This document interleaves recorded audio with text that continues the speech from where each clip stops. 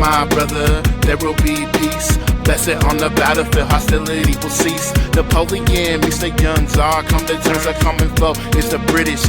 Now, can't you see?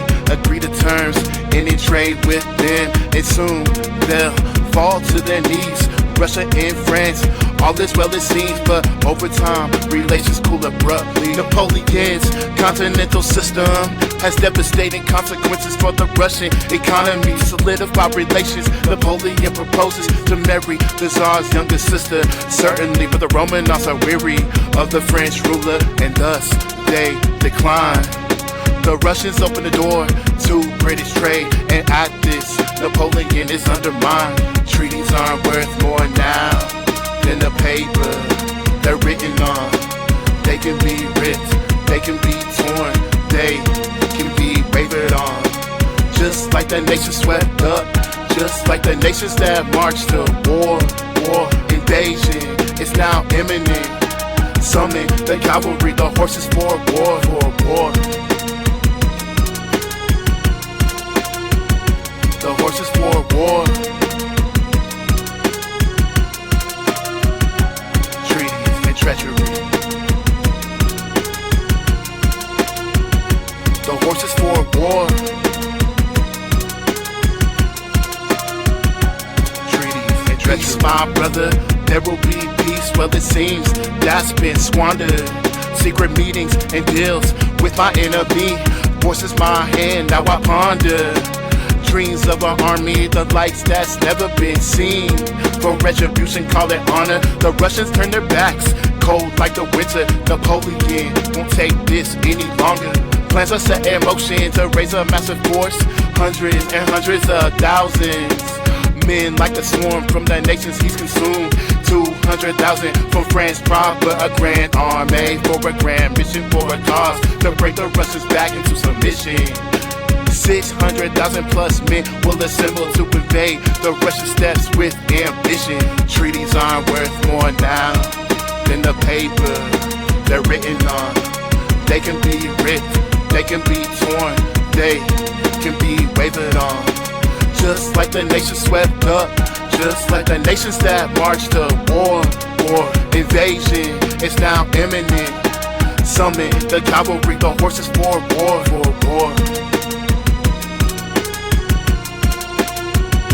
The horses for war.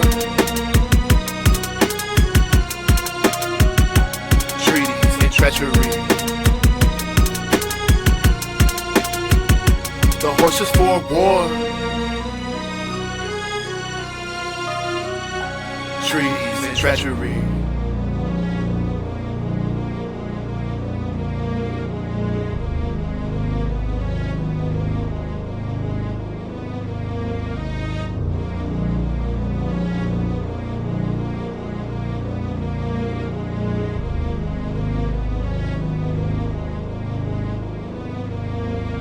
Napoleon already fighting battles in Spain. So this war is two fronts. 600,000, only 200,000 French gather at the Niemen to cross. Some from Germany, some from the Duchy of Warsaw. A force that is stitched together. The largest force though the world has ever seen.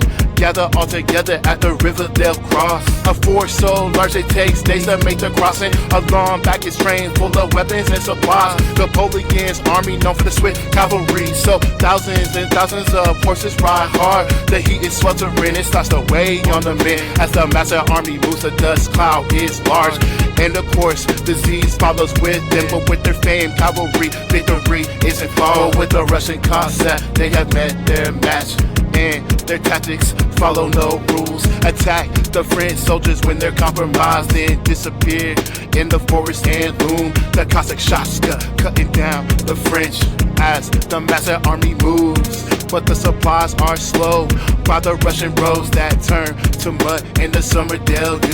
The Russian resistance minimal, the first wave in terms of the forces assembled. So even though slow, the French keep on moving towards the objective. It's simple.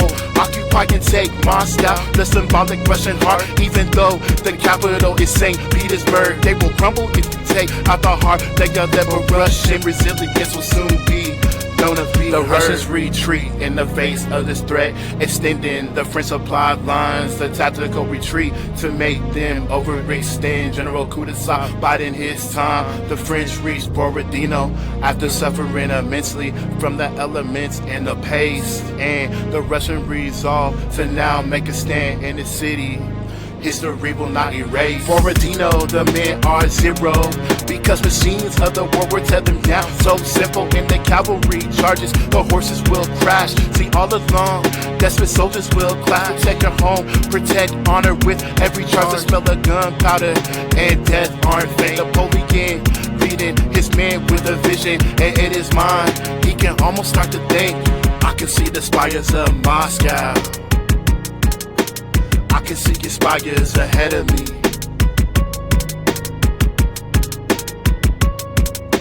Treaties have been ripped apart. Treaties are replaced with treachery.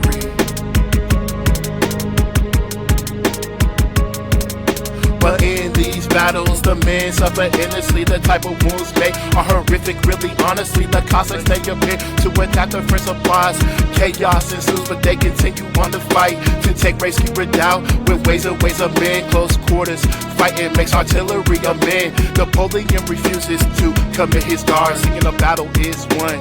He can start to think. I can see the spires of Moscow. I can see your spires ahead of me. Treaties have been ripped apart. Treaties are replaced with treachery.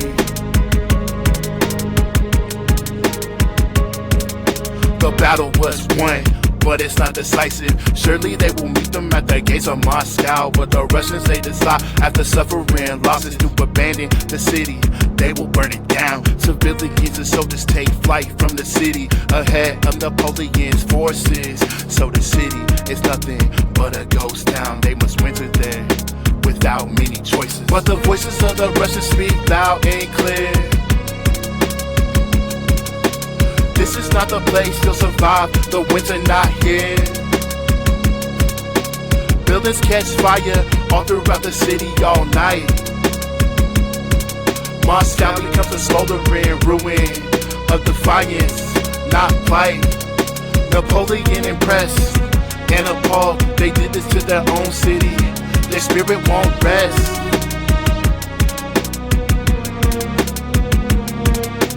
He is awoken by the eerie glow of fire, consuming the city all around, causing stress.